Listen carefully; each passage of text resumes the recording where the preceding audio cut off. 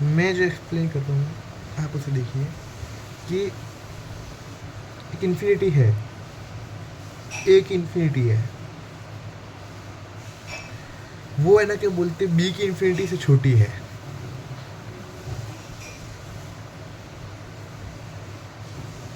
जैसे एग्जांपल लेते एक नंबर लाइन का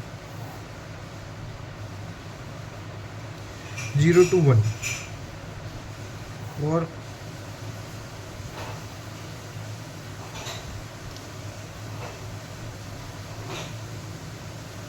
1 to इसको याद नहीं करते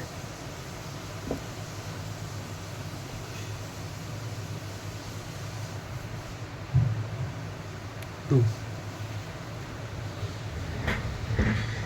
तो जैसा आपको पता है कि 0 से 1 के बीच में बहुत सारे नंबर लाई करते हैं, इन्फाइनेटली मैंने नंबर लाई करते हैं, इन्फाइनेटली।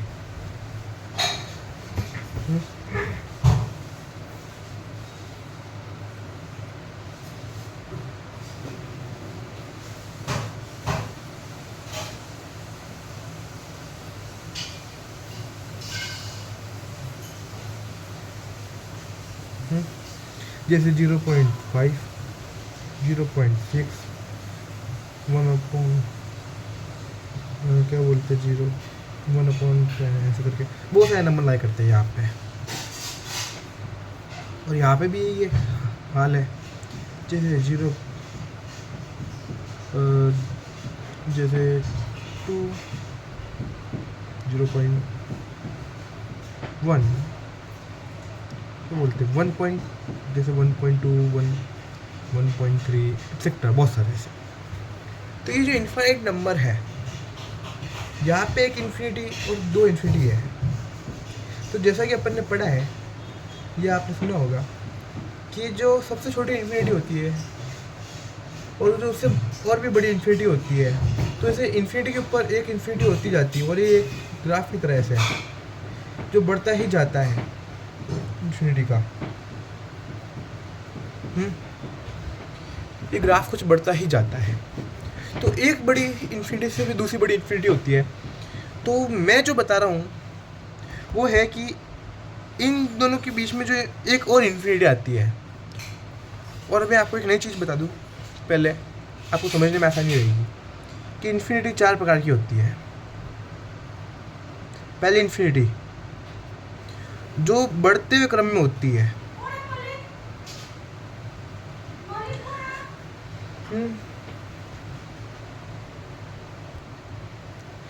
फिर दूसरी इन्फिनिटी होती है जो घटते हुए क्रम में होती है, और तीसरी इन्फिनिटी होती है जो इक्वल होती है।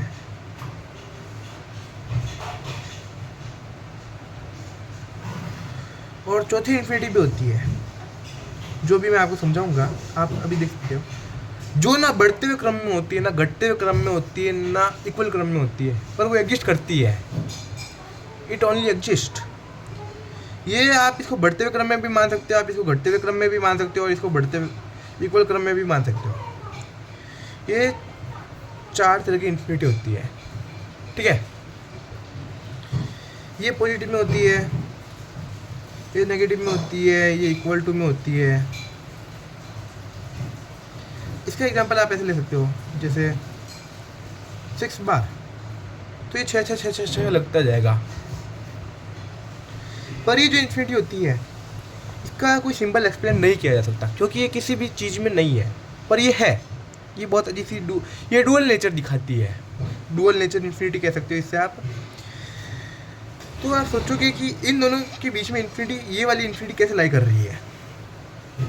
तो ये जो इन्फिनिटी है ये यहाँ पे लाई कैसे कर रही है, वो एक बड़ी गजब की चीज़ है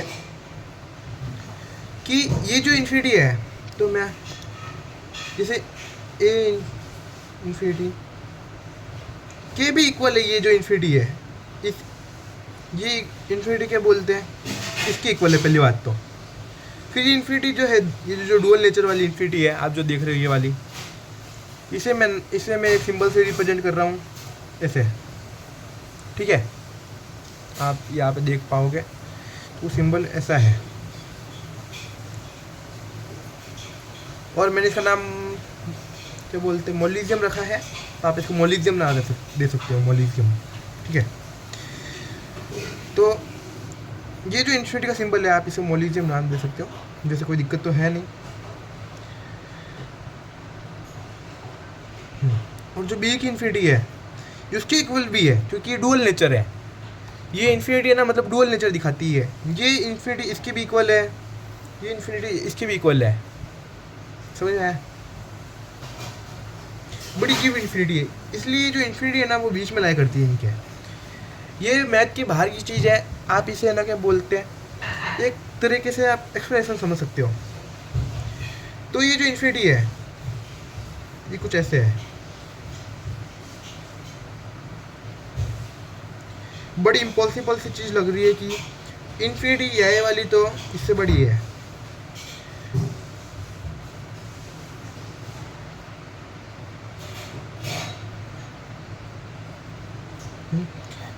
तो ये इज इक्वल टू का है। तो मैं आपको एक मस्त चीज़ बता रहा हूँ कि अपन एक प्रॉब्लम लेते हैं। आपने जीनो ऑफ एल्गा की एक प्रॉब्लम सुनी होगी, जिसे अभी सॉल्व कर दिया गया है कैलकुलस के द्वारा, पर हम इसको आज एक डिफरेंट व्यू से देखेंगे।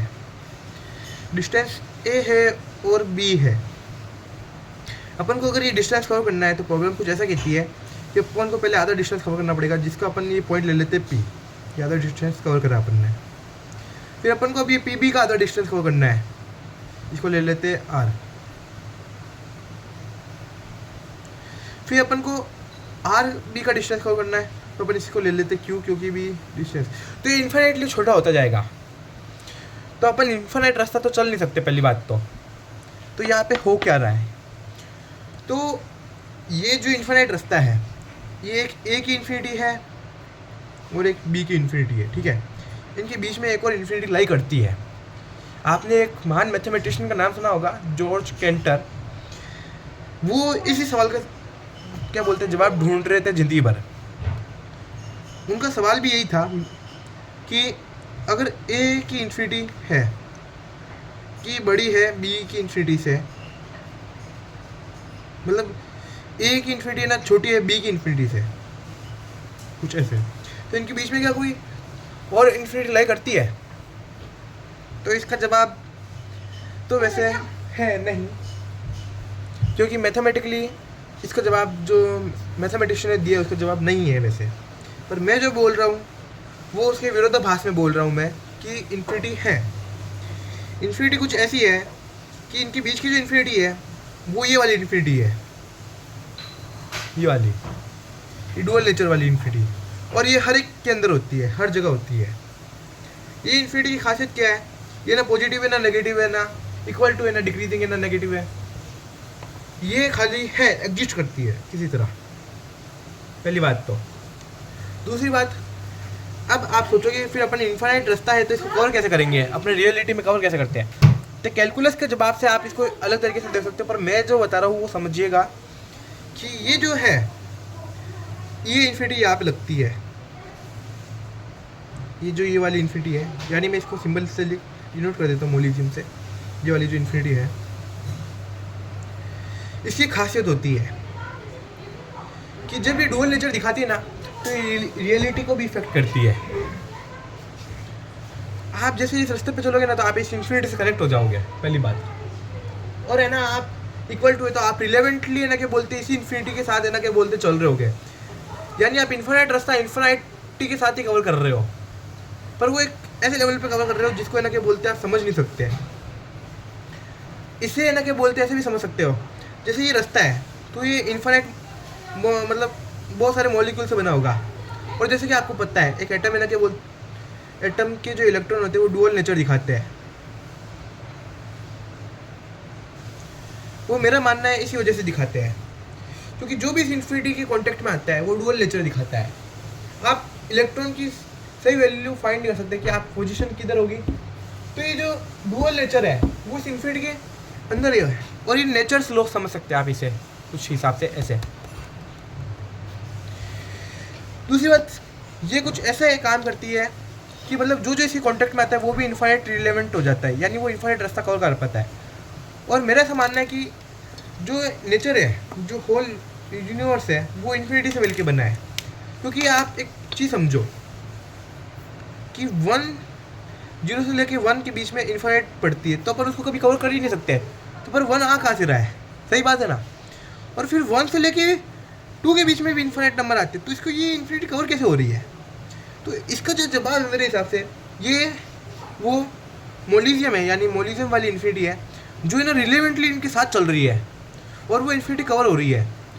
और ये पता है, इसकी एक और स्पेशल बात है, इन्फिनिटी का ये जो जैसे ये जो इन्फिनिटी का रिजल्टेंट है, ये है ना क्या बोलते हैं, छोटा हो सकता है। यानी इसका जो रिजल्ट है इस इन्फिनिटी का और इस इन्फिनिटी का,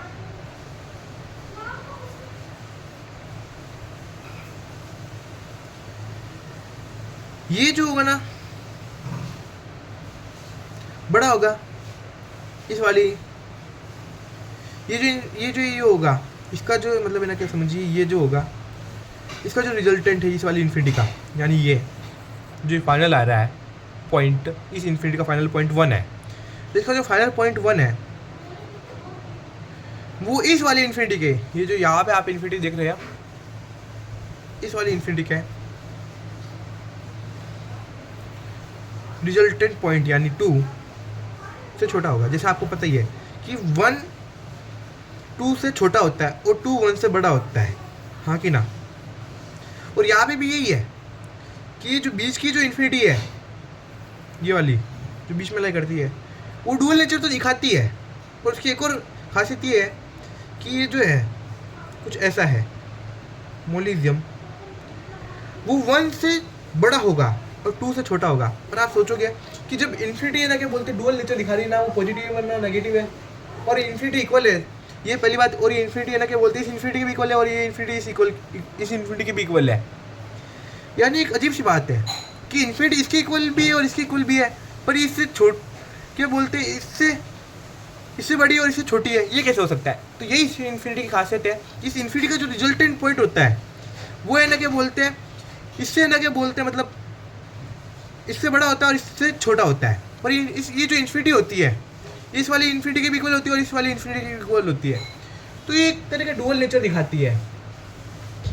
और मेरा मानना है कि ये जो इन्फिनिटी है वो टाइम के अंदर भी है, टाइम इसी इन्फिनिटी को फॉलो करता है। क्योंकि टाइम है ना क्या बोलते हैं भी इन्फिनाइट है कुछ हद तक, उसको है ना क्या बोलते हैं आप अनंत चीज़ों में बांटते जाओ, आपको पता चलेगा कि है ना क्या बोलते टाइम पॉजिटिव ही है। टाइम है ना क्या बोलते हैं अलग अलग, जैसे क्वांटम वर्ल्ड है वहाँ पे बहुत अलग तरीके से काम करता है, और अपने जो क्लासिकल वर्ल्ड है यानी रियल वर्ल्ड में अलग तरीके से काम करता है। तो टाइम का डुअल नेचर कैसे है? तो टाइम का डुअल नेचर इस इन्फिनिटी की वजह से है, देख सकती है इस इन्फिनिटी की वजह से है। और ये जो मोलिज्म वाली इन्फिनिटी है ये बहुत पेचीदा है, ये मतलब खाली एग्जिस्ट करती है। और क्यों एग्जिस्ट करती है ये भी आप समझ पाओगे। तो जॉर्ज कैंटर जो थे उन्हीं का यही सवाल था कि उनकी ये जो इसका नाम भी है कि हाइपोथेसिस कंटिन्यूअस थ्योरम, वो इसका जवाब ढूंढ रहे थे कि दो इन्फिनिटी के बीच में कोई और इन्फिनिटी एग्जिस्ट करती है क्या, और वो क्या छोटी बड़ी होती है। तो ये इन्फिनिटी कुछ ऐसी है कि ना वो दोनों इन्फिनिटी के बराबर भी है, और एक उसका जो रिजल्टेंट पॉइंट होगा, जो एंड पॉइंट होगा, वो एक से बड़ी होगा और एक से छोटा होगा। ये बहुत अजीब तरह की इन्फिनिटी है जो डुअल नेचर दिखाती है। और ये जो इन्फिनिटी होती है ये मतलब है ना क्या बोलते हैं ये मैथमेटिकली प्रूफ हो सकती है। ये जो मैंने इस पूरी जो थ्योरम है इसको मैंने नाम रखा है, इस थ्योरी का नाम है मौलिक थ्योरम। मौलिक का मतलब होता है, मौलिक का मतलब हिंदी में फंडामेंटल होता है या फिर फाउंडेशन होता है। तो मेरा ऐसा मानना है ये जो इन्फिनिटी है वो क्या बोलते हैं हर जगह नेचर के अंदर, और इसी इन्फिनिटी की वजह से क्या बोलते हैं रिलेटिवली सारी चीज़ें हो पा रही है। तो ये एक तरह की फाउंडेशन बेस समझ सकते हो ये। और इस इन्फिनिटी के जो भी कॉन्टेक्ट में आता है वो डुअल नेचर दिखाता है, पर एक बहुत छोटे लेवल पे, क्योंकि रियल इन्फिनिटी ये जो इन्फिनिटी है वो रियल वर्ल्ड में आ नहीं सकती, क्योंकि रियल वर्ल्ड में इन्फिनिटी का है ना क्या बोलते हैं एग्जिस्टेंस इस वर्ल्ड को तबाह कर सकता है, यानी एग्जिस्ट करने पे एग्जिस्ट नहीं कर सकता, इस वजह से इस इन्फिनिटी की रियल वर्ल्ड में आ जाए तो। इसलिए जो ये इन्फिनिटी होती है ये ज़्यादातर है ना क्वांटम वर्ल्ड के अंदर होती है। पहली बात, ये वाली इन्फिनिटी जिसका नाम मोलिजियम है, ये इन्फिनिटी क्वांटम वर्ल्ड के अंदर एग्जिस्ट करती है। और ये इन्फिनिटी है ना क्या बोलते क्वांटम वर्ल्ड के अंदर है ना क्या बोलते बहुत सारे नेचर दिखाती है। तो ये जो इन्फिनिटी है ये क्वांटम वर्ल्ड की इन्फिनिटी है पहली बात तो, जो स्मॉलर पार्टिकल्स में बढ़ती जाती है। इसलिए जो ये है ना क्या बोलते हैं बहुत सारी चीज़ों में देखी जा सकती है इन्फिनिटी। आप एटम का स्ट्रक्चर लीजिए, तो एटम के स्ट्रक्चर के अंदर भी आप ये देख सकते हैं कि ये जो है ना क्या बोलते हैं एटम के जो इलेक्ट्रॉन है वो डुअल नेचर इसी इन्फिनिटी की वजह से दिखाते हैं। और एटम के अंदर और भी चीज़ें हैं इन्फिनिटी की वजह से इन्फ्लुएंस होती है। तो ये जो इन्फिनिटी है मोलिजियम, वो है ना क्या बोलते हैं बहुत सारी चीज़ों को इन्फ्लुएंस करती है एक साथ। और इन्फ्लुएंस करने की वजह से ये ना क्या बोलते हैं होती है, पर इसको दिखाया नहीं जा सकता। तो इसको शोकेस करने के लिए कुछ ऐसा देख सकते हैं कि इन्फिनिटी बराबर है सभी के, और इन्हें क्या बोलते छोटी भी और बड़ी भी एक साथ। तो ये जो तीन इन्फिनिटी है, पहले मेन वाली, ये अपने वर्ल्ड में एग्जिस्ट कर सकती है रियल वर्ल्ड के अंदर कुछ हद तक, बहुत ज़्यादा तक भी नहीं, कुछ हद तक कर सकती है, और कि बहुत सारे केसों में एग्जिस्ट करती भी है। पर ये जो स्पेशल केस की इन्फिनिटी है जो डुअल नेचर दिखाती है, और बहुत अजीब तरह की इन्फिनिटी है, ये डुअल नेचर भी नहीं दिखाती, मतलब दिखाती भी और नहीं भी दिखाती है। ये भी इसकी स्पेशल बात है कि दोनों एक साथ कर रही है। तो ये क्वांटम वर्ल्ड में एग्जिस्ट करती है जी। इसका नाम मोलिजियम नाम है इसका, जैसे आप सिंबल देख सकते हैं कुछ ऐसा है। हाँ, तो आप देख सकते हैं। तो ये इन्फिनिटी की खासियत यही है। और ये ना मतलब जैसे आप रामानुजन का ले लेते हैं, रामानुजन ने प्रूफ करा था कि 1 + 2 + 3 ऐसे करके infinitely plus plus plus plus जो वैल्यू आएगी वो -1/12 आएगी। हाँ कि ना। तो इसके बीच में भी है ना क्या बोलती है ये वाली जो इन्फिनिटी है ये एग्जिस्ट करती है। ये मतलब मैथ के अंदर एग्जिस्ट करती है, ये मैथ की भी इन्फिनिटी और फिजिक्स की भी इन्फिनिटी है, और ये एग्जिस्ट करती है, पर इसको समझना बहुत मुश्किल है। आप इसे फॉरबिडन समझ सकते हो। और ये 1/0 का जवाब इसी इन्फिनिटी की वजह से नहीं आता, क्योंकि इन्फिनिटी शोकेस नहीं कर पाती। इस इन्फिनिटी को है ना मतलब है ना 1/0 समझ सकते हो वैसे, पर ये है नहीं, वो पूरी तरह प्रूफ नहीं है, अप्रोक्सीमेशन समझ सकते हो इसे। तो आप सोचोगे ये तो सारे पॉजिटिव है, it is a whole positive, then how can be it result be negative. तो ये इसी इन्फिनिटी की वजह से होता है, क्योंकि डुअल नेचर दिखाती है। तो मेरा मानना है कि रामानुजन ने बाय मिस्टेक भी, शायद गलती से, या फिर ये उसी के साथ होया है, उनको पता नहीं होगा या फिर पता होगा कि ये जो इन्फिनिटी है ये है ना क्या बोलते हैं ऐसे ही नेचर दिखाती है, और ये हर इन्फिनिटी के अंदर प्रेजेंट होती है। आप जो भी इन्फिनिटी ले लो उस इन्फिनिटी के अंदर ये प्रेजेंट होती ही है, 100% प्रेजेंट होती है। और ये नेचर के हर इन्फिनिटी है इन्फानाइट क्या बोलते हैं रूल के अंदर प्रेजेंट होती है। तो जैसे कि आपने यहाँ पे देखा, तो यहाँ पे ये -1/12 आया, तो उसी के कारण आया है, क्योंकि ये हर चीज़ को इन्फ्लुएंस करती रहती है, और ये बहुत हद तक टाइम को भी इन्फ्लुएंस करती है।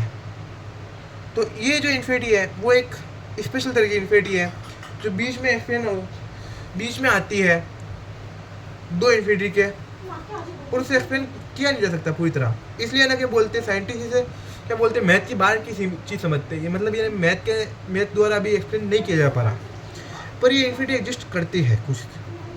तो इस जो पूरी थ्योरम का नाम है मोलिक्स थ्योरम है। मोलिक्स मीन फाउंडेशन और फंडामेंटल। तो ये जो है ना फंडामेंटल है, ये रियलिटी की पार्ट है, ये कुछ ऐसी थ्योरम है तो इसको नकारा नहीं जा सकता पहली बात तो इस थ्योरम को इसलिए नाम मोलिक्स थ्योरम है। ये जो रियलिटी को इन्फ्लुएंस करने वाली चीज़ है ये मॉलिक्यूल लेवल पे या फिर क्वांटम वर्ल्ड पे ना क्या बोलते हैं इन्फ्लुएंस करती है, समझ में आया। और टाइम को भी इन्फ्लुएंस करती है। आप समझ सकते हो कि टाइम को अगर अपने इन्फाइनाइट सेकंड में बांट लें तो वहाँ पे वो जो 1 सेकंड होगा इन्फाइनाइटली जो इन्फाइनाइट स्मॉल सेकंड होगा वो जो है ना क्वांटम वर्ल्ड में जो सेकंड होगा, तो उस सेकंड को ये जो टाइम है उस सेकंड का टाइम क्वांटम वर्ल्ड में वो इन्फिनिटी द्वारा है क्या बोलते हैं मतलब इन्फ्लुएंस होएगा। इसलिए टाइम है ना क्या बोलते हैं अलग अलग रिलेटिवली अलग अलग टाइम काम करते हैं, और इसकी वजह से है ना क्या बोलते हैं यूनिवर्स वर्क करता है। ये खाली एक थ्योरम है, थ्योरम क्या थ्योरी है, आप इसे समझ सकते हैं ये, और आप इस पर अपने देख सकते हैं। तो ठीक है, ये कुछ थ्योरी ऐसी है, ये मतलब है ना क्या बोलते हैं, सारी चीज़ों को एक्सप्लेन कर सकती है थ्योरी, पर इसको मतलब समझा नहीं जा सकता पूरी तरह, क्योंकि ये फंडामेंटल नेचर ऑफ क्या बोलते हैं रियलिटी दिखाती है, इसलिए इसे समझना बहुत मुश्किल है। तो ये कुछ ऐसी थ्योरी है, आप देख सकते हैं।